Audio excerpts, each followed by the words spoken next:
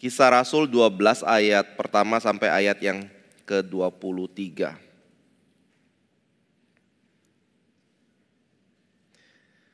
Yakobus mati, Petrus dilepaskan dari penjara. Kira-kira pada waktu itu, Raja Herodes mulai bertindak dengan keras terhadap beberapa orang dari jemaat. Ia menyuruh membunuh Yakobus, saudara Yohanes dengan pedang. Ketika ia melihat bahwa hal itu menyenangkan hati orang Yahudi, ia melanjutkan perbuatannya itu dan menyuruh menahan Petrus. Waktu itu, hari raya roti tidak beragi. Setelah Petrus ditangkap, Herodes menyuruh memenjarakannya di bawah penjagaan 4 regu, masing-masing terdiri dari 4 prajurit. Maksudnya ialah supaya sehabis Paskah, ia menghadapkannya ke depan orang banyak. Demikianlah Petrus ditahan di dalam penjara. Tetapi jemaat dengan tekun mendoakannya kepada Allah. Pada malam sebelum Herodes hendak menghadapkannya kepada orang banyak, Petrus tidur di antara 2 orang prajurit, terbelenggu dengan 2 rantai. Selain itu, prajurit-prajurit pengawal sedang berkawal di muka pintu. Tiba-tiba berdirilah seorang malaikat Tuhan dekat Petrus dan cahaya bersinar dalam ruang itu. Malaikat itu menepuk Petrus, membangunkannya. Katanya, "Bangunlah segera." Maka gugurlah rantai itu dari tangan Petrus. Lalu kata malaikat itu kepadanya, "Ikatlah pinggangmu dan kenakanlah sepatumu." Ia pun berbuat demikian. Lalu malaikat itu berkata kepadanya, "Kenakanlah jubahmu dan ikutlah aku." Lalu ia mengikuti malaikat itu keluar dan ia tidak tahu bahwa apa yang dilakukan malaikat itu sungguh-sungguh terjadi. Sangkanya ia melihat suatu penglihatan. Setelah mereka melalui tempat kawal pertama dan tempat kawal kedua, sampailah mereka ke pintu gerbang besi yang menuju kota. Pintu itu terbuka dengan sendirinya bagi mereka. Sudah tiba di luar, mereka berjalan sampai ke ujung jalan. Dan tiba-tiba malaikat itu meninggalkan dia. Dan setelah sadar akan dirinya, Petrus berkata, "Sekarang taulah aku benar-benar bahwa Tuhan telah menyuruh malaikatnya dan menyelamatkan aku dari tangan Herodes dan dari segala sesuatu yang diharapkan orang Yahudi." Dan setelah berpikir sebentar, pergilah ia ke rumah Maria, ibu Yohanes yang disebut juga Markus. Di situ banyak orang berkumpul dan berdoa. Dan ketika ia mengetuk pintu gerbang, datanglah seorang hamba perempuan bernama Rode untuk mengetahui siapa yang mengetuk itu. Ia terus mengenal suara Petrus, tetapi karena girangnya ia tidak membuka pintu gerbang itu dan segera masuk ke dalam untuk memberitahukan bahwa Petrus ada di depan pintu gerbang. Kata mereka kepada perempuan itu, "Engkau mengigau." Akan tetapi ia tetap mengatakan bahwa benar-benar demikian. Kata mereka, "Itu malaikatnya." Tetapi Petrus terus-menerus mengetok, dan ketika mereka membuka pintu dan melihat dia, mereka tercengang-cengang. Tetapi Petrus memberi isyarat dengan tangannya supaya mereka diam. Lalu ia menceritakan bagaimana Tuhan menuntunnya keluar dari penjara. Katanya, "Beritahukanlah hal ini kepada Yakobus dan saudara-saudara kita." Lalu ia keluar dan pergi ke tempat lain. Pada keesokan harinya, gemparlah prajurit-prajurit itu. Mereka bertanya-tanya, apakah yang telah terjadi dengan Petrus. Herodes menyuruh mencari Petrus, tetapi ia tidak ditemukan. Lalu Herodes menyuruh memeriksa pengawal-pengawal itu dan membunuh mereka. Kemudian ia berangkat dari Yudea ke Kaisaria dan tinggal di situ. Herodes sangat marah terhadap orang Tirus dan Sidon. Atas persetujuan bersama, mereka pergi menghadap dia.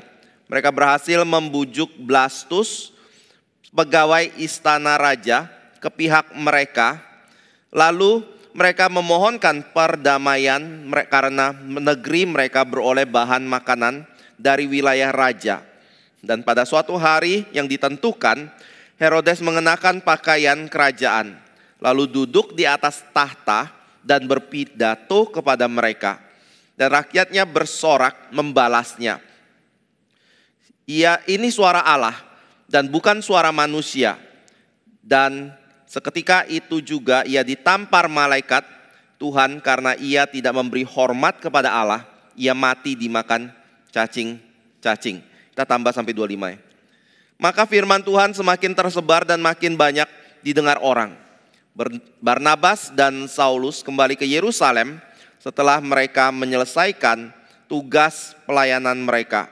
Mereka membawa Yohanes yang disebut juga Markus. Mari kita berdoa minta Tuhan boleh memimpin kita kali ini kembali.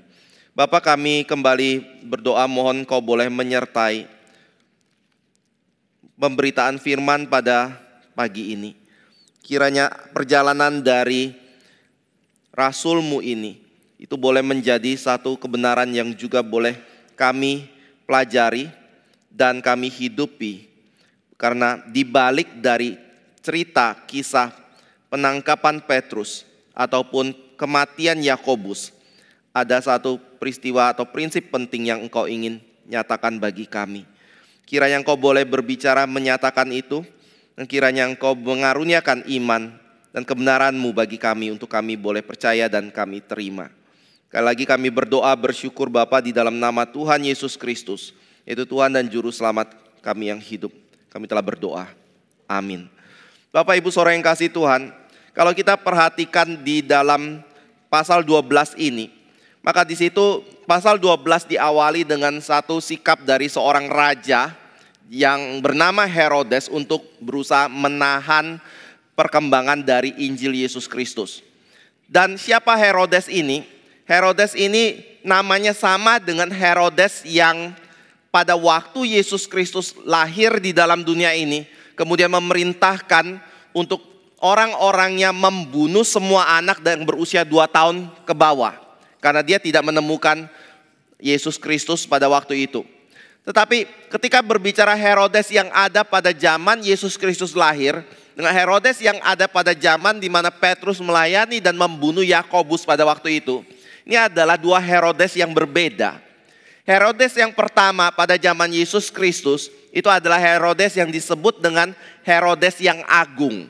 Seorang psikopat yang benar-benar kejam sekali, yang tidak sungkan-sungkan untuk membunuh ibunya ataupun membunuh anak-anaknya demi mempertahankan kekuasaan yang dia miliki sebagai seorang raja. Dan Herodes yang dicatat di dalam kisah 12 ini adalah Herodes yang merupakan cucu dari Herodes Agung. Namanya ya secara lengkap seringkali dikenal dengan nama Herodes Agripa pertama. Papa dari Herodes Agripa pertama itu adalah anak dari Herodes Agung. Tetapi dia dibunuh ketika Herodes Agripa pertama itu masih kecil. Karena Herodes Agung atau kakek dari Herodes Agripa itu mengira bahwa papanya ini atau anaknya itu akan berusaha untuk merebut kekuasaannya. Sehingga akibatnya dia membunuh Herodes Agripa ini. Nah, Herodes yang dicatat di dalam kisah 12 juga nanti adalah berbeda dengan Herodes di mana Paulus berdiri di hadapannya untuk bersaksi ketika dia akan pergi menuju ke Roma. Herodes yang di mana Paulus berdiri bersaksi itu adalah anak dari Herodes Agripa pertama. Jadi setelah Herodes Agung ada satu anak ini mati di tangan papanya sendiri. Dan anak ini melahirkan seorang anak yang namanya Herodes Agripa I. Herodes Agripa I melahirkan anak yang bernama Herodes Agripa II. Herodes Agripa II ini yang berdiri di hadapan Paulus dan mendengarkan kesaksian dari Rasul Paulus yang kemudian membawa dia pergi menuju Roma. Tetapi di sini adalah Herodes Agripa pertama. Pada waktu dia lahir sebagai seorang yang masih kecil itu, dengan melihat kondisi politik seperti itu, akhirnya mamanya membawa dia pergi menuju ke Roma. Hidup bergaul dengan petinggi-petinggi dan bahkan keluarga kerajaan. Caligula, Raja Caligula itu adalah temannya Herodes Agripa pertama. Dan pada waktu dia muda, dia ada di dalam satu kondisi yang sebenarnya sangat liar sekali. Seorang playboy, taunya berfoya-foya, sempat dimasukkan ke dalam penjara oleh orang tuanya dari Caligula. Tetapi ketika Caligula itu menjadi raja, dia kemudian membebaskan Herodes Agripa pertama ini, lalu memberikan jabatan sebagai raja untuk memerintah di Yerusalem atau wilayah yang ada di tanah orang Yahudi. Dan itu sebenarnya ketika dia duduk di situ, apa yang dia lakukan? Dia berusaha untuk menyenangkan Raja Roma, tetapi di sisi lain dia juga tahu untuk bisa menyenangkan Raja Roma, dia harus bisa menyenangkan orang Yahudi. Kalau orang Yahudi memberontak, membuat masalah di wilayahnya, itu terdengar oleh kerajaan Roma, maka itu membuat kedudukannya sebagai raja menjadi terancam. Maka Raja Herodes Agripa pertama ini kemudian berusaha untuk menyenangkan orang Yahudi dan berusaha untuk menyenangkan Raja Roma. Tapi bagaimana caranya dia menyenangkan orang Yahudi? Dia mengerti adat istiadat dari orang Yahudi dan dia betul-betul berusaha menjalankan apa yang tidak mencegah apa yang tidak disukai oleh orang-orang Yahudi untuk tidak terjadi di wilayah orang Yahudi. Salah satu contohnya adalah pada waktu Kaisar Roma menguasai satu wilayah tertentu, biasanya dia akan menaruh patung kaisar di wilayah itu. Tetapi bagi orang Yahudi itu adalah sesuatu yang tidak diperkenankan sama sekali. Dan Herodes berusaha untuk meyakinkan pihak kerajaan untuk tidak boleh mendirikan patungnya di wilayah orang Yahudi, dan dia berhasil. Nah, di dalam kasus pasal 12, ini adalah hal yang lain atau contoh yang lain untuk menyatakan bagaimana Herodes itu begitu bisa menarik hati dari orang-orang Yahudi. Pada waktu dia duduk dalam pemerintahan, dia tentunya mengamati di antara orang Yahudi ada kelompok orang lagi yang disebut dengan Kristen. Mereka adalah pecahan mungkin dari agama Yahudi, tetapi tidak diakui oleh agama Yahudi. Karena mereka adalah orang-orang yang mengakui Mesias sudah datang seperti yang dijanjikan oleh nabi-nabi perjanjian lama yang dipegang oleh orang-orang Yahudi, yaitu Yesus Kristus. Dan menurut orang Yahudi, Mesias itu adalah berhala. Mesias itu adalah manusia yang dipertuhankan oleh orang-orang Kristen. Nah, itu sebabnya mereka menganggap orang-orang Kristen itu menyembah berhala. Nah, akibatnya bagaimana untuk menarik perhatian dari orang-orang Yahudi ini? Herodes kemudian menangkap Yakobus, lalu membunuh Yakobus di hadapan orang Yahudi. Tetapi membunuh yang dilakukan oleh Herodes itu berbeda dari sekedar mungkin memancungnya atau menusuknya dengan pedang. Melainkan di dalam bahasa aslinya atau di dalam sejarah yang ditulis oleh seorang sejarawan abad pertama, itu mengatakan cara Herodes membunuh Yakobus itu adalah cara yang biasa digunakan oleh orang-orang Yahudi menghukum dan membunuh seorang penyembah berhala. Yang dicatat di dalam kitab mereka yaitu Talmud. Metodenya seperti itu. Dan ini membuat orang-orang Yahudi menjadi senang. Jadi pada waktu itu Herodes merasa dia sebagai seorang raja, pemimpin yang besar, berkuasa, dia punya kekuatan politik seperti itu, dan dia bisa mempertahankan kekuatan politiknya dengan baik, dan Roma mengakui itu dan memberikan satu jabatan dan mempertahankan jabatan dari Herodes ini. Dan demi untuk mempertahankan kekuasaannya, salah satu politik yang dijalankan adalah dia harus mencegah kekristenan berkembang, dan bahkan dia kalau perlu membunuh orang-orang Kristen ini. Itu sebabnya langkah kedua yang ingin dilakukan oleh Herodes itu adalah membunuh Petrus yang juga ditangkap pada waktu itu. Pertanyaannya begini, kalau Yakobus mati, Yakobus di sini adalah Yakobus saudara Yohanes itu adalah 2 saudara kandung yang merupakan 3 orang yang merupakan inner circle-nya dari Yesus Kristus. Petrus, Yakobus, dan Yohanes. Yakobus mati. Kalau Petrus juga mati, akibatnya apa? Kemungkinan kekristenan goncangan. Karena Petrus dianggap sebagai pemimpin dari para rasul pada waktu itu. Kristenan juga baru berkembang pada waktu itu.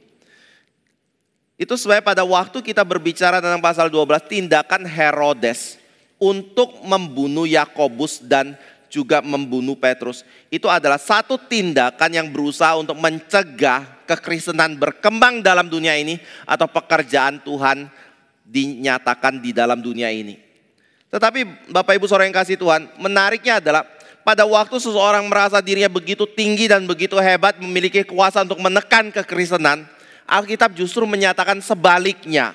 Alkitab menyatakan bahwa kekristenan tidak bisa ditekan, baik itu oleh internal gereja sendiri yang berusaha untuk memecah gereja, baik itu dari luar dari gereja, yaitu orang-orang lain yang tidak mengakui kekristenan yang berusaha untuk menghancurkan kekristenan, ataupun iblis yang berusaha untuk masuk dan menyusup di antara orang-orang Kristen, menyesatkan pengajaran yang ada ataupun merusak daripada persatuan yang ada di dalam iman Kristen.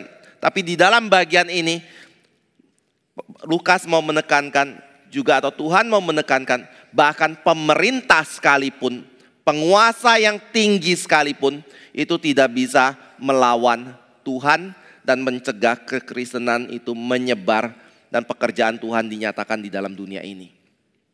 Saudara bisa lihat di dalam bagian yang terakhir di ayat 24 dan 25.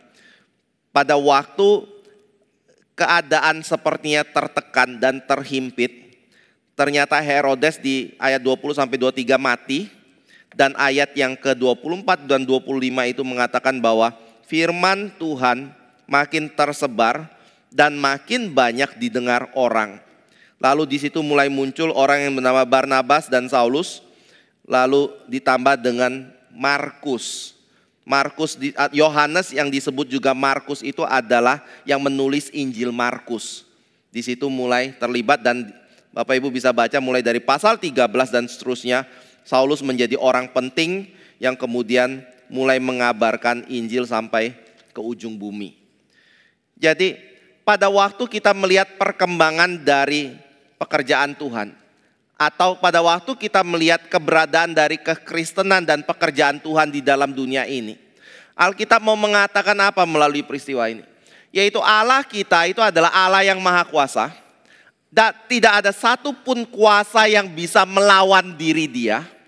Dan pada waktu ada kuasa yang berusaha melawan diri Dia, pasti akan ada konsekuensi yang dialami oleh orang-orang yang berusaha melawan diri Allah atau diri Yesus Kristus melalui melawan kekristenan yang ada di dalam dunia ini. Tetapi Bapak Ibu Saudara yang kasih Tuhan, hal itu bukanlah sesuatu yang seterusnya akan terlihat sebagai bentuk di mana kekristenan ada di atas angin. Kadangkala Tuhan akan mengizinkan kekristenan itu sepertinya ada di posisi yang bawah. Kadangkala Tuhan akan mengizinkan kekristenan itu sepertinya ada di dalam posisi yang terhimpit dan di posisi yang sepertinya kalah. Tetapi Bapak Ibu Saudara yang kasih Tuhan, Alkitab selalu menyatakan ketika kekristenan ada di bawah atau ada di posisi yang sepertinya kalah, kalau kita sungguh-sungguh menjalankan pekerjaan Tuhan dan Injil dalam hidup kita, maka Tuhan bisa membalik keadaan itu. Nah, ketika Tuhan membalik keadaan itu bukan sesuatu yang sulit bagi Tuhan untuk melakukannya. Tetapi itu adalah satu hal yang begitu gampang sekali yang Tuhan lakukan. Tetapi juga sebaliknya terjadi. Ketika seseorang merasa dirinya begitu hebat, ketika ada kelompok-kelompok yang mengatakan bahwa mereka adalah orang yang begitu berkuasa, dan dengan kekuasaannya mereka bisa menekan dan menahan pekerjaan Tuhan untuk disebarkan di dalam dunia ini. Pada waktu mereka merasa diri mereka berhasil untuk menjalankan apa yang mereka inginkan, maka itu juga tidak berarti mereka berhasil. Karena Alkitab menyatakan mereka pasti akan mengalami kekalahan yang hebat. Tetapi orang Kristen yang kelihatannya ada di dalam satu kondisi yang ditekan dan kalah akan mengalami kemenangan yang besar. Itu yang kita bisa lihat di dalam bagian ini. Nah, ini membuat kita bisa mengatakan seperti ini. Kalau Tuhan tidak selalu mengizinkan orang Kristen ada di atas, kadang-kadang di bawah. Orang dunia sepertinya di atas, seperti itu. Artinya apa? Mungkin Bapak Ibu bisa, kalau kita mau tarik aplikasi yang jarak dekat, kita di GRI sering kali ngomong ini ya. Setiap orang yang mengajarkan tentang Kristen pasti baik, Kristen pasti sehat, Kristen kalau berdoa kepada Tuhan, apa yang didoakan pasti didengarkan oleh Tuhan, itu salah. Karena ketika orang berdoa, apakah mereka adalah orang-orang yang tidak mendoakan Yakobus ketika Yakobus ditangkap? Di dalam pasal 12 ini dikatakan orang-orang Kristen itu mendoakan Petrus dengan begitu sungguh-sungguh sekali. Apakah itu berarti mereka tidak mendoakan Yakobus? Saya kira mereka mendoakan Yakobus juga. Tapi pada waktu mereka mendoakan Yakobus, apa yang terjadi? Doa tidak dijawab, Yakobus tetap mati, tetapi Petrus yang diselamatkan dari situasi itu. Jadi dari sini kita melihat bahwa rencana Tuhan itu tidak selalu harus tunduk kepada iman dari orang yang percaya kepada Tuhan dan meminta kepada Tuhan untuk sesuatu hal. Tetapi yang benar adalah iman kita itu yang harus menundukkan diri di bawah kehendak dan rencana Tuhan di dalam kehidupan kita. Makanya banyak orang teolog-teolog yang mengatakan ketika kita berdoa, doa itu tidak bisa mengubah rencana Tuhan. Tetapi justru ketika kita berdoa di hadapan Tuhan dengan sungguh-sungguh, maka doa kita itu membuat kita lebih mengerti kehendak Tuhan itu apa. Rencana Tuhan atas hidup kita ini seperti apa. Atau terhadap pekerjaan yang harus kita lakukan itu seperti apa. Jadi keberadaan dari Tuhan yang kita yang maha kuasa, Yesus Kristus yang adalah Raja, itu tidak menjamin kalau kita pasti ada di dalam kondisi yang baik dan selalu ada di atas. Hal kedua yang berkaitan dengan prinsip ini juga, ketika Yesus menang, Allah kita tidak ada satupun yang bisa dikalahkan. Dan dia kadang-kadang tidak membiarkan orang itu selalu ada di dalam kondisi baik.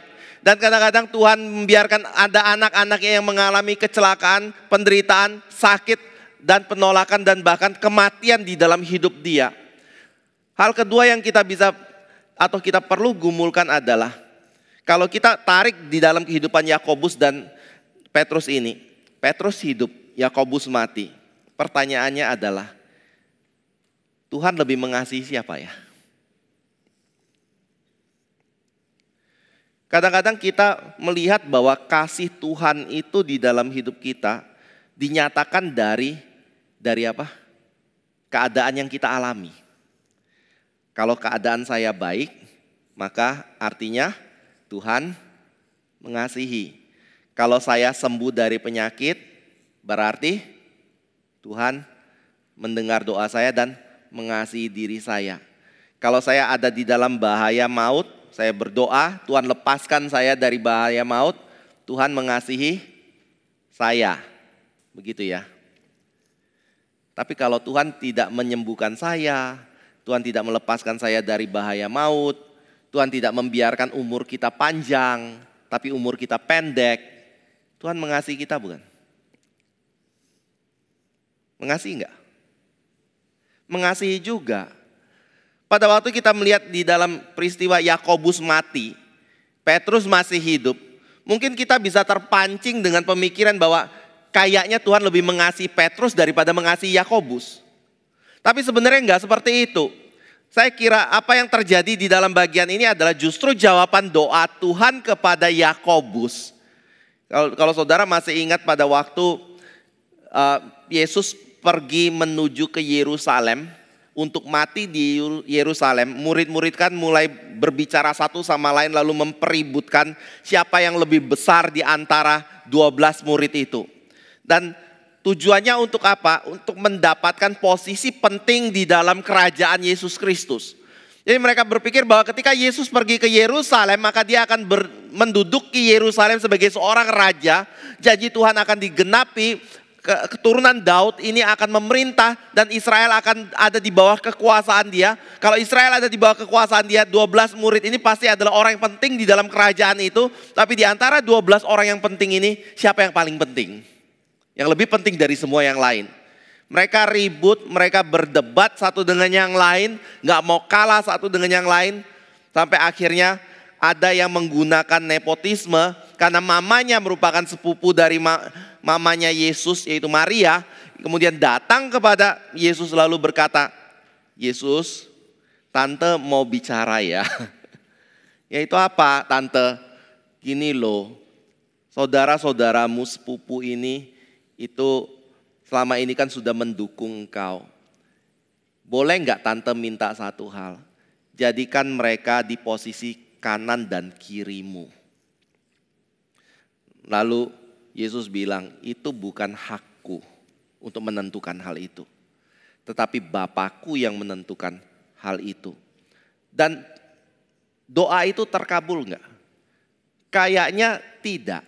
Kayaknya ditolak oleh Yesus pada waktu itu.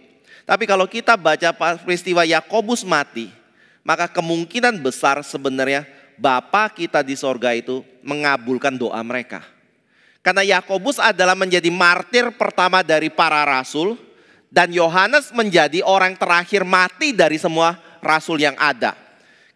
Banyak dari penafsir yang mengatakan bahwa berdoa di sisi kiri dan kanan Yesus Kristus itu digenapi melalui peristiwa ini. Dan kemungkinan bisa seperti itu. Tapi di balik ini juga ada satu kebenaran yang kita bisa pelajari ya. Pada waktu Tuhan menaruh satu beban di dalam hati kita, atau dorongan di dalam diri kita untuk berdoa kepada diri Dia, doakan tidak? Doakan. Tetapi pada waktu kita doakan itu, mohon tanya, Tuhan pasti jawab enggak? Pasti jawab enggak? Ragu ya. Karena jawaban Tuhan selalu ya, tidak, atau tunggu begitu ya. Jadi belum tentu jawab ya. Saya mau pakai teorinya Paul Washer ya. Paul Washer bilang Tuhan pasti jawab. Lalu kalau kita pakai teorinya atau pengajaran yang Yesus ajarkan juga. Kalau kita berdoa, kita harus bagaimana? Harus bagaimana? Beriman kan? Berimannya itu beriman apa? Kalau yang kita minta sudah atau belum diterima. Halo? Sudah atau belum? Sudah ya. Jadi kalau kita doa minta sesuatu kepada Tuhan, ada dorongan beban di dalam hati kita untuk berdoa kepada Tuhan. Pertanyaannya, kita sudah terima atau belum? Sudah belum? Gak berani jawab ya. Karena yang saya minta itu belum tentu Tuhan kasih. Ya, tapi pertanyaan saya bukan yang saya minta itu. Tetapi apa yang kita minta itu, segala sesuatu yang kita minta kepada Tuhan, pasti Tuhan jawab atau tidak? Pasti enggak? Pasti. Tetapi masalahnya adalah jawaban Tuhan belum tentu seperti yang kita harapkan dan kita rencanakan. Jadi Yakobus dan Yohanes juga doa, minta sesuatu kepada Tuhan. Tetapi apa yang mereka doakan bukan duduk di sisi kanan dan kiri Yesus Kristus dengan Yesus duduk di atas pemerintahan Raja Daud di dalam dunia ini. Tapi ada hal rohani yang Tuhan kerjakan di dalam peristiwa itu untuk menyatakan kalau Yakobus menjadi martir pertama dan Yohanes itu menjadi orang terakhir yang mati di dalam pekerjaannya di dalam dunia ini. Nah, Bapak Ibu saudara yang kasih Tuhan, Dari sini kita bisa melihat bahwa apa yang Yesus perlakukan kepada Yakobus itu sama dengan apa yang Yesus perlakukan kepada Petrus dan Yohanes dan murid-murid yang lain. Di mana ketika dia mengatakan bahwa dia mengasihi murid-muridnya, itu berarti dia juga mengasihi Yakobus, mengasihi Petrus. Dan panjangnya usia seseorang di dalam dunia ini itu tidak menunjukkan bahwa kasih Tuhan itu lebih besar daripada orang yang mati lebih dahulu. Dan juga termasuk jawaban doa yang tidak didengarkan sesuai dengan ekspektasi yang kita minta kepada Tuhan. Itu tidak menentukan bahwa Tuhan tidak mengasihi kita atau Tuhan mengasihi diri kita. Bapak Ibu harus pegang kepada firman Tuhan lebih penting dan lebih benar daripada keadaan yang kita alami ataupun satu pergumulan yang kita lalui di dalam hidup kita. Makanya ada nafsir yang mengatakan, pada waktu kita melewati satu keadaan tertentu, dia berkata kayak gini, jangan menilai kasih Tuhan itu berdasarkan keadaan yang kita lalui. Tetapi nilailah keadaan yang kita lalui itu berdasarkan kasih Tuhan di dalam hidup kita. Kalau Tuhan berkata kita anak Dia, Tuhan berkata kita dikasihi oleh Dia, Bapak Ibu boleh yakin satu hal, mau kondisi kita baik, mau kondisi kita kurang sehat, tidak baik, Tuhan tetap mengasihi kita di dalam kondisi itu. Itu adalah prinsip Alkitab ya. Jadi panjang pendeknya usia dari Yakobus itu tidak menjadi jaminan bahwa Tuhan itu mengasihi atau kurang mengasihi diri dia di dalam hal ini. Lalu yang berikutnya adalah yang kedua, pada waktu kita melihat peristiwa di mana kemahakuasaan itu yang pertama ya, itu tidak menjamin hal-hal yang selalu baik tertimpa dalam hidup kita. Hal kedua adalah Tuhan mau mengatakan ketika Tuhan ingin menyingkirkan seseorang atau bahkan Tuhan ingin menempatkan seseorang di dalam posisinya, itu bukan suatu pekerjaan yang sulit bagi Tuhan. Sangat gampang sekali Tuhan lakukan ini. Nah, ini peristiwa atau prinsip yang kita dapatkan dari apa yang Petrus alami. Petrus saat itu ditahan. Baik, menurut kondisi tahanan yang ada pada waktu itu, Petrus itu bukan di dalam kondisi yang gampang untuk diselamatkan. Kalau andai kata ya, ada orang-orang Kristen yang berusaha untuk menerobos penjara itu, untuk melepaskan Petrus dari penjara itu. Mereka tidak ingin Petrus dihukum mati. Akhirnya berontak melawan prajurit. Mudah tidak? Jawabnya enggak gampang. Pertama, Petrus dipenjarakan di lingkungannya militer dari orang-orang Romawi atau dari kerajaan Herodes. Yang kedua adalah Herodes demi untuk memastikan Petrus tetap harus di dalam penjara, dia memberikan 4 regu penjaga yang terdiri dari 4 orang. Berarti setiap kali ada yang menjaga Petrus, mengganti penjagaan, selalu ada 16 orang yang selalu menunggui Petrus pada setiap jamnya. Dan ini orang-orang yang terlatih semua. Dan dari antara 16 orang itu, ada 2 orang yang ditempatkan di sisi kiri dan kanan Petrus. Ya, kalau itu berarti Petrus berada di dalam penjara, berarti berada di dalam penjara bersama dengan Petrus. 2 di depan pintu penjara Petrus, 2 lagi di depan pintu gerbang yang masuk ke dalam penjara. Dan ada tentunya 2 lagi di lebih luar. Tetapi ini adalah prajurit yang selalu menjaga dengan begitu lapisan yang banyak ini. Dan bahkan Alkitab mengatakan pada hari sebelum Petrus itu diserahkan untuk mati atau ingin dibunuh oleh Herodes, yaitu 1 hari setelah Paskah dilakukan, maka Petrus kayaknya ditambah penjagaannya dengan dia punya tangan. Banyak yang mengatakan bahwa tangan kanan Petrus itu dibelenggu dengan salah satu tangan prajurit yang di kanan dia. Tangan kiri Petrus itu dibelenggu dengan salah satu tangan prajurit yang ada di kiri dia. Nah Bapak Ibu saudara yang kasih Tuhan, gampang gak lari?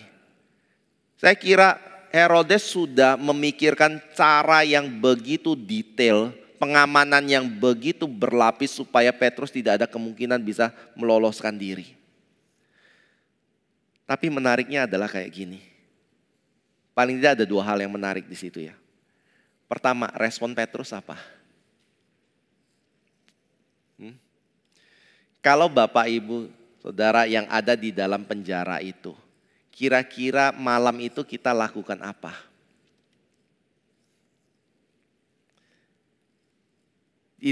Bisa tidur? Enggak bisa. Bisa memuji Tuhan? Mungkin sulit. Mungkin bisa, tapi agak sulit. Paling tidak kita mungkin terjaga terus karena besok itu adalah hari ini adalah hari terakhir saya hidup. Besok saya pasti mati.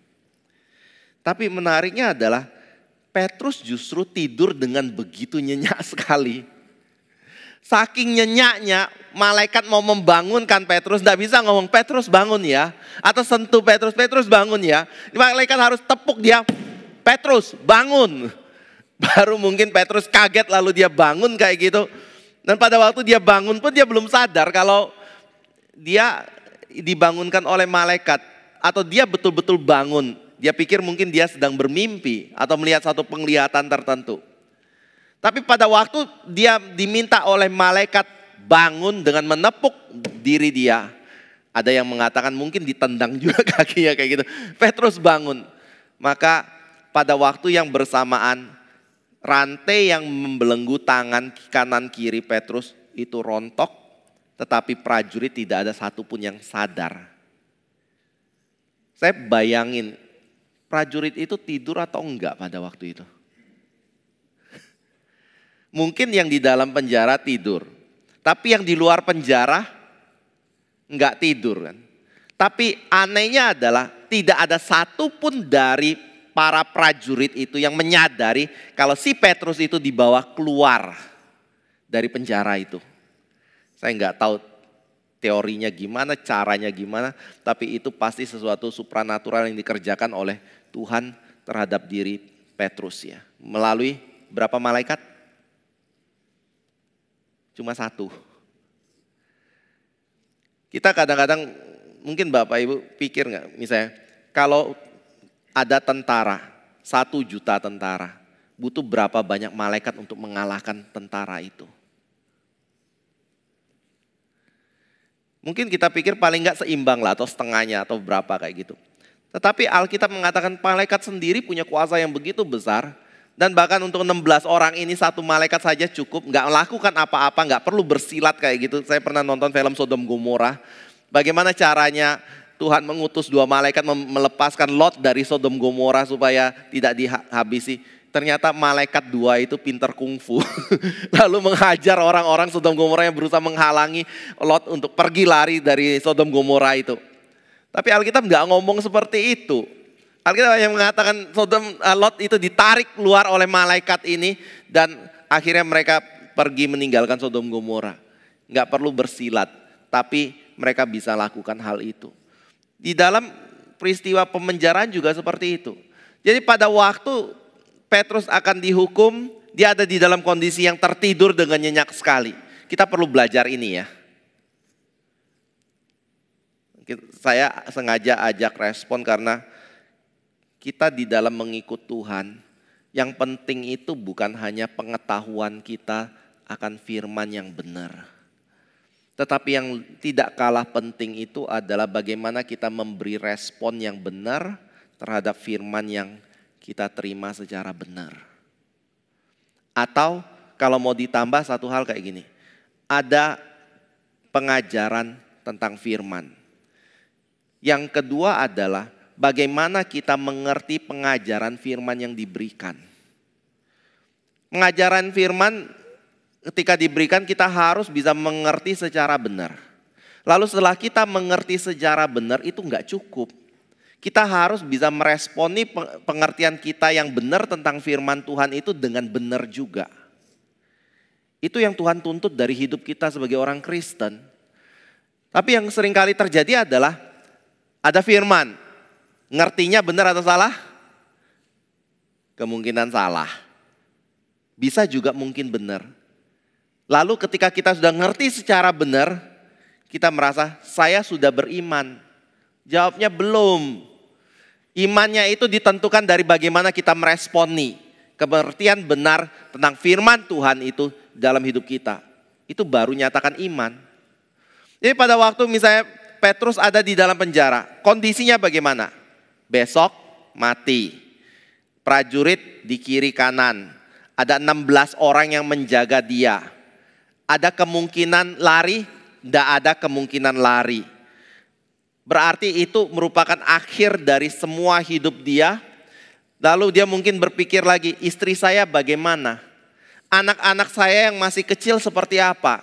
Begini bukan caranya Tuhan menghargai saya yang melayani Tuhan di dalam dunia ini. Kita bisa berpikir seperti itu loh. Kalau kita kemudian berpikir seperti itu berarti kita meresponi kebenaran firman Tuhan secara salah. Dan akibat dari kita meresponi kebenaran firman secara salah, saya yakin kita gelisah pada waktu itu dan kita nggak bisa berbuat apa-apa. Paling mulai meratapi dan kecewa dalam hidup kita. Tapi mengapa Petrus bisa tinggal tenang di situ dan tidur? Karena mungkin dia mengerti Tuhan Maha Kuasa. Hidup mati saya ada di dalam tangan Tuhan. Tuhan tidak pernah membiarkan seseorang itu mati di luar waktu Tuhan. Kan kalau saya besok harus mengalami kematian seperti halnya Yakobus mengalami kematian. Emang ada orang yang bisa menyelamatkan saya? Enggak ada juga, saya pasti mati seperti itu. Lalu bagaimana dengan istri dan anak-anak saya? Mereka ada Tuhan kok yang bisa memelihara hidup mereka. Emang keberadaan saya itu bisa menggantikan Tuhan dan menjamin istri dan anak-anak saya bisa hidup lebih baik daripada kalau Tuhan yang menjaga mereka. Mungkin Petrus berpikir seperti itu dan pada waktu itu akhirnya dia bisa tidur dengan tenang sekali.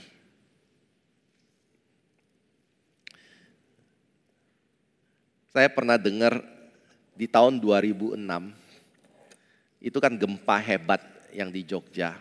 Bantul itu hancur semua kayak gitu.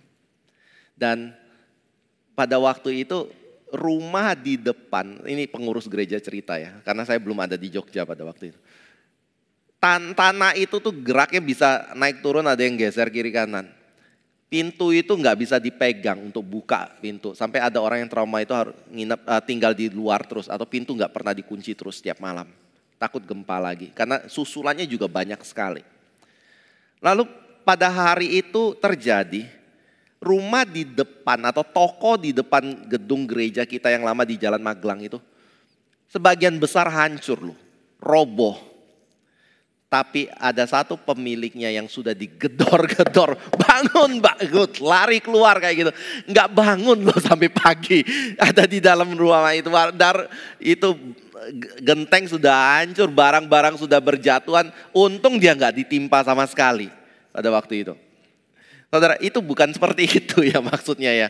Karena dia adalah orang yang enggak bisa bangun. Kalau sudah tidur mau gempa pun enggak sama sekali enggak bisa menggoncang diri dia kayak gitu. Bukan. Tapi Petrus pasti orang yang betul-betul memikirkan hidup dia.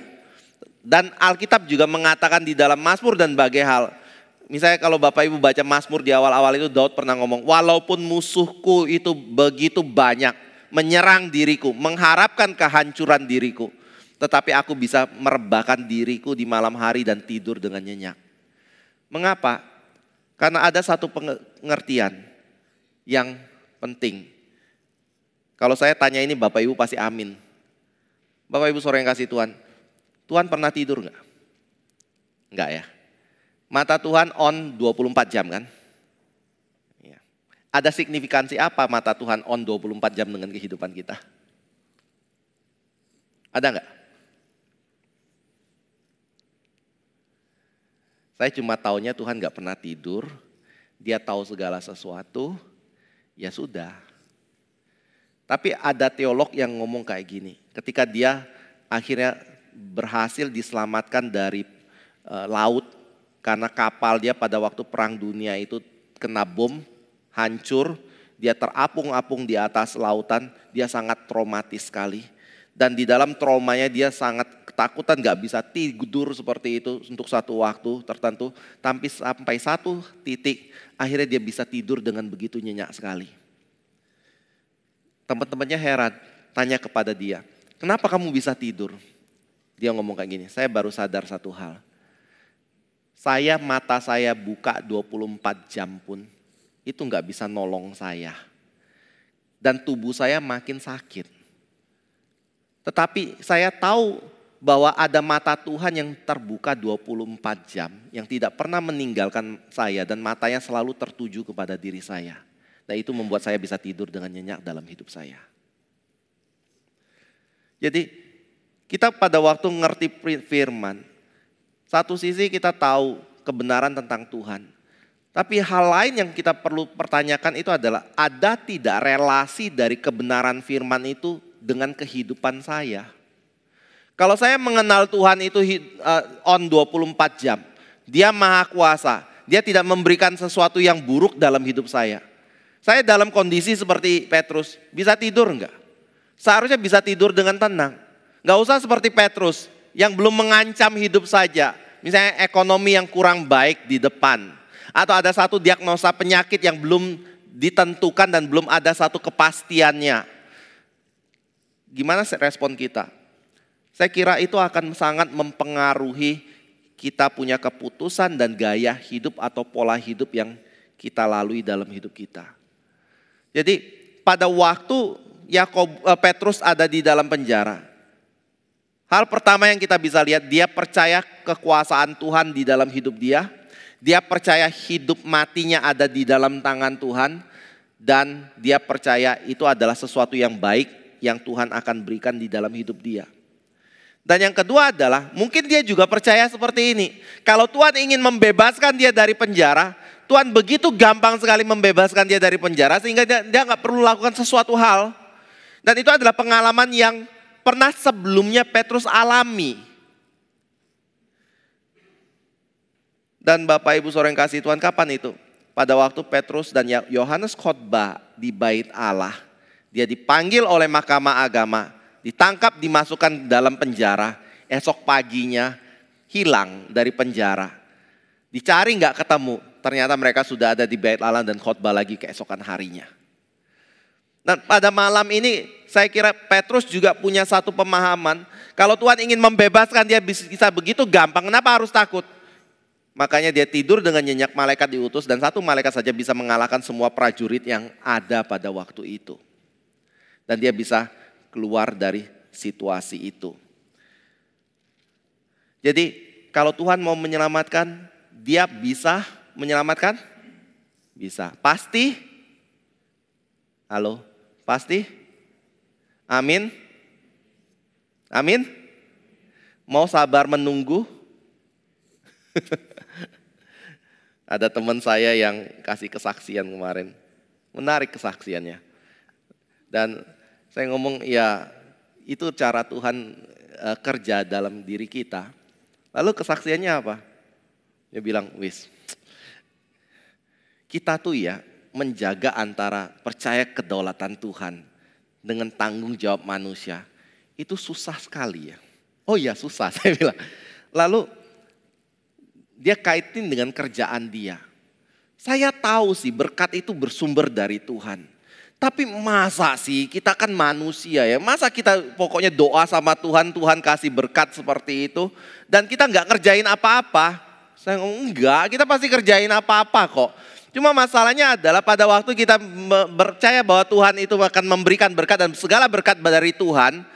Masalahnya dan kita harus kerja. Masalahnya adalah kita seringkali berpikir bahwa kerjaan kita itulah yang lebih penting daripada berkat Tuhan. Maksudnya adalah kerjaan saya itu yang menghasilkan income dalam hidup saya. Saya tahu Tuhan memberkati, tetapi usaha saya ini sangat penting sekali yang membuat income itu masuk atau tidak. Dan kenapa dia berpikir seperti itu? Bukan berpikir Tuhan tidak punya kuasa untuk memberkati, tetapi dia sepertinya ngomong, kayaknya saya sungkan deh kalau cuma berdoa sama Tuhan untuk meminta Tuhan memberkati saya. Makanya saya kerja sungguh-sungguh. Saya bilang betul enggak motifnya karena sungkan? Coba pikir lebih lanjut. Mungkin karena kita berpikir berkat Tuhan itu baru bisa diberikan kepada kita kalau kita bekerja. Amsal itu bilang kekayaan itu bersumber dari Tuhan, tetapi susah payah itu tidak bisa menambahkan kekayaan. Misalnya ambil contoh, saya nggak ajarin Bapak Ibu Saudara untuk malas bekerja ya. Bukan, kerja tetap harus dengan rajin. Tetapi yang menariknya di sini dia ngomong, saya itu dididik Tuhan gila loh. Maksudnya gimana? Pertemuan kemarin saya dengan dia, itu adalah kali ketiga Tuhan didik dia. Kali pertama, ada keluarganya meninggal di luar negeri. Lalu keluarganya ini, saudaranya ini ngomong sama dia, pokoknya gini ya. Saya pergi, itu papanya yang meninggal waktu itu. Saya pergi sama papa, saya pulang sama papa ke Indonesia. Dan sebelum papa pulang, saya tidak mau pulang sama sekali. Lalu akhirnya teman saya ini mau gak mau harus dampingi saudaranya di luar negeri. Dan kokohnya memaksa dia harus di luar negeri, tunggui dan tidak boleh pulang sama sekali. Karena sampai urusan untuk mengurus jenazah, pengiriman jenazah pulang ke Indonesia itu selesai semua dan saudaranya bisa diajak pulang. Akhirnya dia pergi sana seminggu lebih, nggak bisa kerja, kerjaan ditinggal total kayak gitu. Lalu kemudian telepon juga sulit untuk komunikasi, satu di luar negeri, satu di Indonesia. Akhirnya bagaimana? Yang selama ini dia berusaha untuk menutup pinjaman atau dari bank segala macam kayak gitu ya. Dia nggak bisa pikirkan itu. Uangnya itu sekali bayar itu satu hari bukan cuma beberapa juta, bisa sampai ratusan juta yang dia harus bayarkan. Dan itu membuat dia akhirnya ya sudahlah mau gimana. Cuma sekali-sekali dia telepon ke Indonesia tanya pegawainya gimana. Dan menariknya adalah pada waktu dia telepon pegawainya langsung ngomong, Pak kita ada penghasilan sekian. Dan semua penghasilan itu bisa nutup semua hutang selama 3 bulan misalnya kayak gitu. Beres dalam 1 hari. Lalu yang kedua adalah istrinya pernah mendadak booking tiket untuk jalan-jalan tanpa kasih tahu dia. Dia sudah booking hotel, sudah beli tiket semua kayak gitu. Lalu waktu dia pulang ngomong sama dia, Pak saya sudah booking tiket untuk pergi ke tempat ini selama beberapa hari, 1 minggu juga kalau nggak salah. Dan semuanya sudah dibayar. Dia kaget kan. Loh kerjaan gimana kayak gitu. Tapi karena sudah di booking semua, ya sudahlah dia harus pergi kayak gitu sama keluarga. Tapi masih di Indonesia. Cuma waktu dia pergi seperti itu dia juga nggak bisa ngurusin kerjaan sama sekali. Tapi justru berkat Tuhan ada di situ dan semua yang kekhawatiran dia selama 1 minggu itu lewat. Kayak gitu. Yang ketiga kemarin dia ketemu saya. 1 minggu lagi dia jalan. Tapi di situ dia mulai lebih tenang. Kalau sebelumnya dia nggak bisa tenang sama sekali. Khawatir sekali. Lalu dia ngomong, gila ya cara Tuhan mimpin kita dan didik kita kayak gini. Untuk berserah kepada dia dan bergantung kepada dia. Yaitu kadang-kadang dia betul-betul buat kita di dalam posisi yang kita nggak punya kontrol sama sekali. Nah pada waktu kita nggak punya kontrol sama sekali, kita baru bisa melihat Tuhan bekerja. Dan ternyata Tuhan bisa bekerja. Nah waktu kita hidup sebagai orang misalnya kayak Pak Petrus. Saya yakin Petrus itu harus ditunggu dan ditahan oleh Tuhan sampai titik akhir dari waktu di mana dia harus bertahan untuk bisa keluar. Nah kita seringkali pada waktu Tuhan menjawab, kita anggap jawaban Tuhan itu terlambat. Tapi sebenarnya nggak pernah terlambat. Tuhan tahu sangat tepat sekali kapan kita akan belajar baru berserah kepada diri dia. Makanya saya tanya, percaya Tuhan memelihara? Percaya kan? Tuhan sanggup pelihara? Sanggup. Sabar nggak menunggu waktu Tuhan? Kalau kita nggak sabar, kita akan selalu tidak belajar. Mungkin belajar, tapi tidak sebanyak kalau kita sabar menunggu. Dan berdoa minta kepada Tuhan. Nah, tolong jangan pukul rata ya. Dan tolong jangan anggap ini sederhana sekali. Kalau gitu setiap ada pergumulan saya nggak apa-apa, saya doa saja. Lalu dengan saya berdoa, saya tunggu saja, duduk tenang-tenang, nanti jawaban Tuhan datang sendiri. Belum tentu ya. Tapi setiap orang itu punya pergumulannya, dia perlu gumulkan di hadapan Tuhan untuk menantikan hal itu. Dan Tuhan tahu sekali kapan waktunya dia memberi jawaban. Di mana nama Tuhan paling ditinggikan dan iman kita paling dilatih pada waktu itu. Jadi Tuhan punya kuasa itu. Dan kita perlu belajar untuk masuk dalam tahap itu, di dalam tahap kerohanian ini atau iman ini di dalam hidup kita. Yang ketiga adalah, Bapak Ibu jangan lupa, ketika orang melawan Tuhan, maka orang kalau dia punya kuasa untuk membebaskan diri dia dari orang yang melawan diri dia, itu satu hal.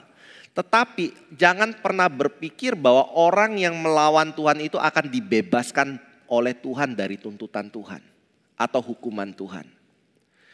Di dalam peristiwa ini, Herodes yang melawan Tuhan itu dikatakan suatu hari pergi, dan ketika dia pergi, dia bertemu dengan orang-orang Tirus dan Sidon. Dia pergi ke Kaisaria di situ dari Yudea. Dan saat itu orang-orang Tirus dan Sidon itu berusaha untuk memberikan satu sikap yang sepertinya menyembah, menyenangkan Herodes supaya kehidupan mereka tidak terancam, khususnya makanan.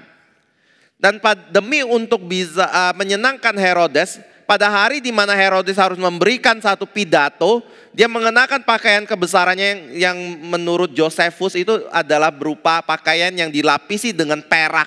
Seluruh pakaian dilapisi dengan perak. Dan pada waktu dia naik ke atas tangga itu dan berdiri menghadap kepada orang-orang banyak, dan ada orang Tirus dan Sidon di situ untuk mendengarkan pidatonya. Pada waktu itu matahari bersinar. Dan cahaya matahari yang bersinar itu langsung mengenap jubah atau pakaian yang terbuat dari perak itu dan memancarkan cahaya yang sangat berkilauan sekali. Dan itu sangat memukau sekali. Dan ini membuat orang-orang Tirus dan Sidon kemudian berkata, engkau adalah dewa. Ini suara Allah, bukan suara manusia. Dan pada waktu itu dia dikatakan, dan Josephus juga mengatakan, kalau dia tidak menarik kembali atau meminta orang yang memuji dia setara dengan Allah itu berhenti untuk memuji dia. Artinya dia menerima pujian itu. Jadi siapa Herodes? Ya satu sisi orang gila kayak gitu, orang politis, orang yang penting, dia punya kekuasaan yang besar. Tapi di sisi lain dia berpikir bahwa kekuasaannya itu menyamai Tuhan. Dia berpikir dirinya itu begitu tinggi sekali, dan demi posisinya yang tinggi itu dia tidak sungkan-sungkan untuk melawan Tuhan. Dan dia pikir dia baik-baik. Tetapi Bapak Ibu Saudara yang kasih Tuhan, pada waktu dia pidato, Josephus berkata, Alkitab berkata di sini dia langsung dikirim Tuhan cacing untuk memakan dia dan dia mati. Tapi Josephus di luar juga mengatakan seperti ini. Pada waktu dia pidato, mendadak dia sakit, dia jatuh, lalu kemudian diperkirakan 5 hari dia sakit, setelah dia 5 hari sakit dia mati. Dia sama sekali tidak bisa tampil lagi di luar. Alkitab bilang oleh karena apa? Tuhan kasih cacing-cacing makan diri dia. Begitu gampang sekali. Jadi orang yang melawan Tuhan, tadi kita baca di dalam Mazmur pasal 2 ya. Jangan pikir ketika orang mengolok Tuhan, mencuri kemuliaan Tuhan, maka dia bisa mendapatkan kemuliaan itu dalam hidup dia. Dan dia bisa lepas daripada segala hukuman. Dia akan ditahan oleh Tuhan dan dia akan dihukum oleh Tuhan. Dan dia gak bisa lari kemana-mana. Dan ada satu kata yang menarik di dalam Mazmur 2. Ketika orang berusaha mengolok-olok Tuhan, Tuhan ngomong, jangan kira aku juga tidak mengolok kamu loh. Aku juga mengolok kamu, aku menghina kamu. Dan kamu gak bisa buat apa-apa di dalam menghadapi keadaan itu ketika aku sudah turun tangan untuk menghajar dirimu. Nah, ini terjadi kepada Herodes. Orang yang berusaha mencuri kemuliaan Tuhan, tapi Tuhan rendahkan dia dengan begitu rendah sekali. Bapak Ibu Saudara yang kasih Tuhan, dosa itu membuat diri kita menyombongkan diri dan meninggikan diri kita sama seperti Tuhan. Tetapi orang yang betul-betul mengenal Tuhan dan kasih karunia Tuhan, dia memiliki karakter yang bertolak belakang sekali. Dia tidak akan meninggikan diri, dia tidak akan mencuri kemuliaan Tuhan. Dia tidak akan mengatakan bahwa segala sesuatu keberhasilan di dalam hidup dia itu adalah karena usaha dia, karena kepintaran dia, karena kemampuan diri dia. Tapi dia akan mengembalikan semuanya ke dalam tangan Tuhan. Dan berkata bahwa Tuhanlah yang memberkati. Dan apa yang dia terima itu adalah sesuatu yang bukan merupakan hak saya. Untuk saya nikmati dalam hidup saya. Termasuk keselamatan. Makanya prinsip pertama di dalam Alkitab dari orang yang ada di dalam kerajaan itu bertolak belakang dengan agama. Agama punya prinsip makin saya saleh, makin saya orang benar, makin dia sombong. Tapi di dalam Alkitab makin dia saleh, makin dia ngerti dia bukan siapa-siapa. Dia butuh merendahkan diri di hadapan Tuhan dan bergantung total kepada Tuhan. Jadi Tuhan punya kuasa untuk menolong, Tuhan punya kuasa untuk hidup mati orang, menolong orang dalam kesulitan, dan pasti menghukum orang yang menentang diri dia. Yang terakhir adalah Tuhan juga ketika merencanakan sesuatu, gak ada satu orang pun yang bisa menahan rencana Tuhan itu terjadi. Jadi Injil Tuhan akan terus dikabarkan dan diberitakan sampai ke ujung bumi. Jadi Bapak Ibu Saudara yang kasih Tuhan, kiranya renungan ini boleh membawa kita makin belajar beriman kepada Tuhan ya. Hal sehari-hari yang terjadi di dalam kehidupan Petrus dan Yakobus. Hal sehari-hari terjadi mungkin di dalam kehidupan dari Raja Herodes ini sendiri. Tetapi dari hal sehari-hari yang terjadi di dalam hidup mereka, jangan lupa ada campur tangan Tuhan. Tuhan gak pernah tinggalkan kita. Nah mungkin Bapak Ibu masih ingat berapa kali kita ngomong, kitab di dalam Alkitab satu-satunya yang tidak ada kata Tuhan itu kitab Ester. Tetapi di balik kitab Ester selalu menunjukkan ada kebetulan-kebetulan yang begitu tepat sekali terjadi di waktu yang tepat. Dan kalau bukan Tuhan yang mengendalikan semua itu dan menempatkan hal itu terjadi pada waktu itu, siapa? Itu juga terjadi dalam hidup kita. Jangan biasakan lihat hidup ini dari perspektif hoki. Jangan biasakan lihat hidup ini dari perspektif kebetulan. Kebetulan ya, hokiku ya kayak gitu. Jangan biasakan lihat hidup dari perspektif feng shui ya. Selalu di balik itu ada tangan Tuhan yang ikut campur di dalamnya. Untuk memberkati kita dan memimpin kehidupan kita. Kalau kita bisa melihat itu, saya percaya hidupan kita semua ada di dalam damai, ada di dalam ketenangan, dan tidak terlalu gampang digoncang oleh keadaan. Karena kita tahu Tuhan selalu melihat dan memimpin, memelihara kehidupan dari anak-anaknya. Kiranya Tuhan boleh berkati kita ya. Mari kita masuk dalam doa. Kami kembali bersyukur Bapa untuk firman Tuhan hari ini. Untuk satu pengalaman hidup dari Petrus dan Yakobus.